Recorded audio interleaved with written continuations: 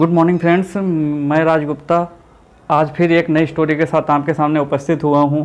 और दोस्तों, आज की स्टोरी का सारांश कुछ इस प्रकार है कि कैसे एक इंसान जब दूसरों के लिए काम करता है, जब दूसरों के राय से काम करता है, तब वो अपने जीवन में निराश हो जाता है। और जब वो अपने लिए काम करता है, अपने उज्जवल भविष्य के लिए काम करता है या अपने ठान कर काम करता है, तो कैसे वो जीत जाता है। इसी पर आधारित है आज की स्टोरी, तो बने रहिएगा मेरे साथ वीडियो के अंत तक। तो दोस्तों, शुरू करते हैं आज की स्टोरी। एक बार की बात है, एक लड़का बुक स्टोर पर जाता है जॉब के लिए। तो वो अपने दुकान मालिक से बोलता है कि मुझे जॉब करनी है, और जॉब के लिए इंटरव्यू देता है। दुकान मालिक उसको रख लेता है और उसको बोलता है कि आपको रोज़ मार्केट में जाना है और 10 दरवाज़ों को नॉक करना है। 10 दरवाज़ों में से आपकी एक बुक सेल हो जाएगी। उसको ट्रेंड करता है और ट्रेंड करके उसको भेज देता है मार्केट में। लड़का जाता है, वही करता है, 10 दरवाज़ों को नॉक करता है, लेकिन उसकी एक भी बुक सेल नहीं होती है। सेल नहीं होती तो वो निराश हो जाता है। वो वापस आता है अपने दुकान मालिक के पास कि आप गलत बोल रहे थे, आपका रेशियो गलत है, आपका लॉ ऑफ एवरेज गलत है। हम 10 दरवाजे पर गए और 10 में से एक भी दरवाजे पर हमारी एक भी बुक नहीं बिकी।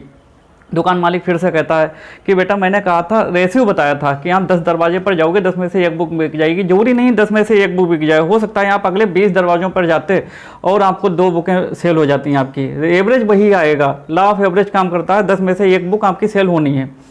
लड़का फिर दोबारा कोशिश करता है, दोबारा जाता है 20 दरवाजे पर और उसकी लगातार दरवाजे को नॉक करता है, लेकिन उसकी एक भी बुक नहीं बिकती है। लड़का वापस आता है, फिर दुकान मालिक से कहता है कि आप गलत बोल रहे थे, मैं कह रहा हूँ आप गलत बोल रहे हो, आप गलत हो, ये लॉ ऑफ एवरेज काम नहीं करता है। फिर दुकान मालिक समझाता है कि आप जरूरी नहीं 20 में से 2 बुकें बिक जाएं, ये भी हो सकता है कि अगले 10 दरवाजे पर जाते तो 30 में से 3 बुकें बिक जाती। एवरेज वही आता है। अभी आप ट्रेंड हो रहे हो, 30 में से हो सकता है 30 बुकें बिक जाएं।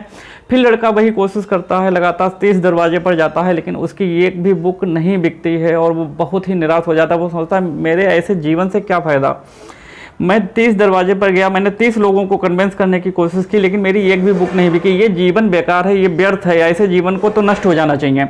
अब लड़का क्या करता है, जाता है बुक स्टोर के पास दुकान पर और उसको बुक्स वापस करता है और चला जाता है कि मैं ये जॉब नहीं कर सकता।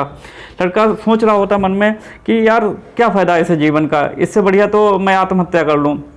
तभी वो आत्महत्या करने के लिए जा रहा होता है। एक पहाड़ी पर चढ़ जाता है, जैसे ही कूदने वाला था वैसे ही एक पुलिस वाला आके उसको उसका हाथ पकड़ लेता है। कहता है क्या कर रहे हो। तो वो अपनी व्यथा सुनाता है कि मैंने ऐसे ऐसे किया और एक भी बुक नहीं बिकी। फिर ठान लेता है वो कि नहीं, मुझे आज तो आत्महत्या करना ही, मुझे कोई नहीं रोक सकता। पुलिस वाला उसे बहुत समझाता है, तो वो भी समझाता है कि इस दुनिया में क्या लेके आए थे, क्या लेके जाएंगे, क्यों हम लोग इतना परेशान होते हैं, हम लोग इतना भावुक होते हैं, अपनों में फंसे रहते हैं, अपनों के लिए काम करते हैं, लेकिन जीवन में हमें मिलता क्या है। इतना बोलता है वो, लगभग 10 मिनट पुलिस वालों को बोलता रहता है। 10 मिनट बोलकर वो पुलिस वालों को इतना कन्विंस कर लेता है कि पुलिस वाला भी उसके साथ आत्महत्या करने के लिए राजी हो जाता है और दोनों लोग कूद कर जान दे देते हैं। तो दोस्तों, इस स्टोरी से ये निष्कर्ष निकलता है कि जब तक हम काम किसी के कहने पर करते हैं, किसी के लिए करते हैं, किसी के बताए अनुसार करते हैं, जब तक हमें निराशा हाथ लगती है और हम काम में सफल नहीं होते हैं। लेकिन जब हम काम को करने के लिए ठान लेते हैं कि मुझे ये करना ही करना है, तो दोस्तों इंसान को आत्महत्या करने के लिए भी प्रेरित कर देता है और वो भी आत्महत्या करने के लिए राजी हो जाता है।